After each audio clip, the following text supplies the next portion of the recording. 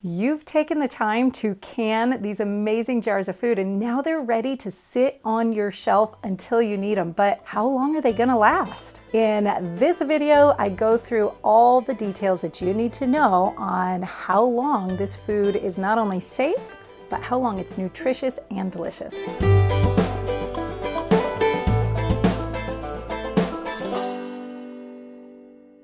Hey you guys, this is Carolyn from Homesteading Family, and I'm going to show you how to grow, preserve, and thrive. When it comes to understanding how long your home canned foods will last in a jar, we're actually dealing with two different issues here. The first is how long does the food stay safe for? And the second is how long is the food nutritious and delicious? Safety in canning is a really big issue.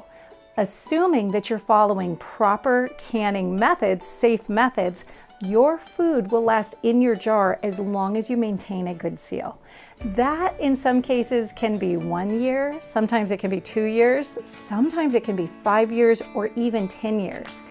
As long as you have a good seal on your lids, then your food is safe to eat.